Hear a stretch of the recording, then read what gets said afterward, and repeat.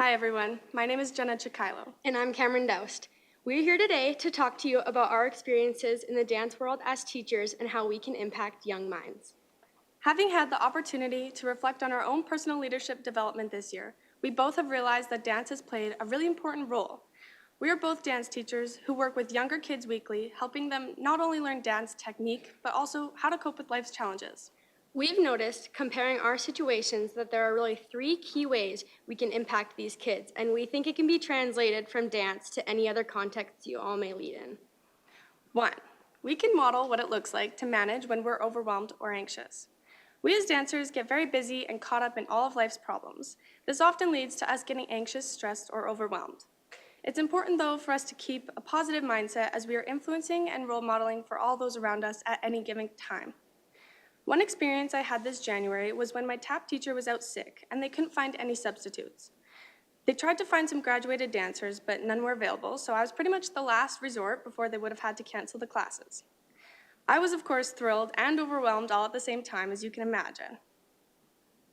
But I felt this would be a great opportunity, and it was. Though I was full of nerves and anxiety, I knew that I had to be in my right mind for this job.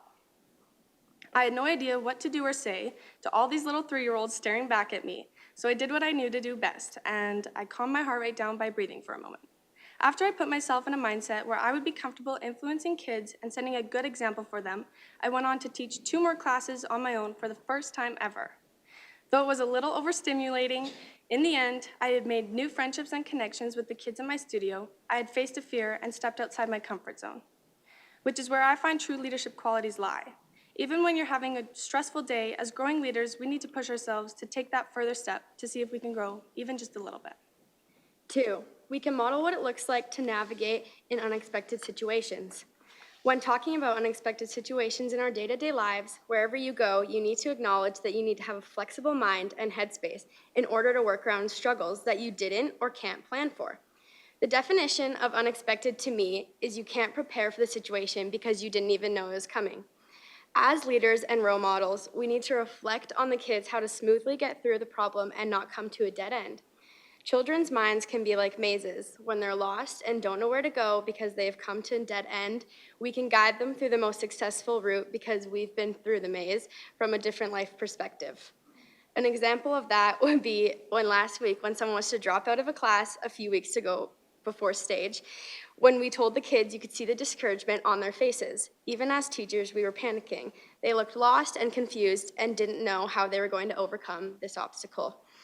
In these times, we need to have a positive mindset and say things like, it's going to be okay, and this happens all the time. Make it seem as if nothing happened.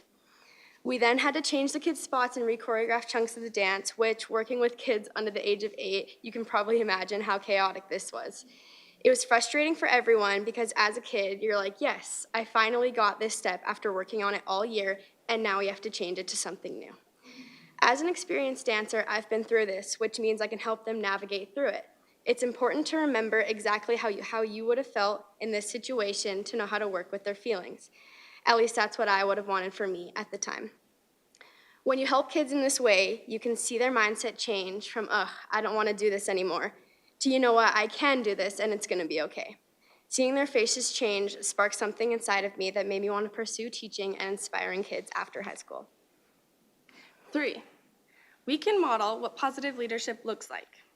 As role models, how we act around kids matters because they're like sponges, soaking up everything we do and say. How we act leaves an impression in kids' heads, making them think about their own beliefs. If we're kind, honest, and determined, they're more likely to reflect these behaviors. But if we're negative or mean, they could copy that too. This can all be really scary if you're a mom, a dad, or some sort of family member, or any friend in your life. And in our case, we're assistant teachers. And this was a huge responsibility that we both chose to push ourselves into taking this year and in previous years. We don't want to accidentally influence kids to never want to dance again because of our teaching style or technique. We want to influence them to be the best versions of themselves, love dance, and most importantly, to treat others with respect and kindness. For better or for worse, bad leaders can teach us as much as good leaders.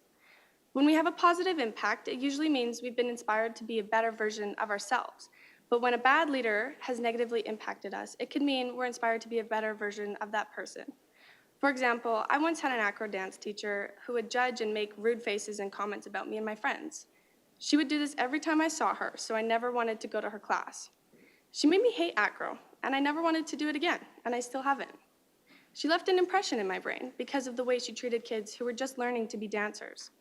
She has inspired me to be a better version of that teacher than she was, and I would never want to put kids down for how they look when they're trying something new because that can seriously damage them. I've now made it my goal to work with kids after high school, and I want to inspire them to make mistakes, not laugh at them when they do. As leaders, let's continue to ask ourselves, how open are we to others' mistakes and supporting them through it? Teaching dance can be pretty easy when all members of your class have a good day, when everyone is listening, and when you have a group of dancers with excellent technique. But these days are far and few between. Our mentorship experience has taught us that older individuals can bridge the generational gap, fostering empathy and a sense of connection. When we consider true leadership, it is during these times of overwhelm or anxiousness or unexpected situations when we can really make a positive impact on others. This is one of the true tests of a dance teacher and a leader. Thank you.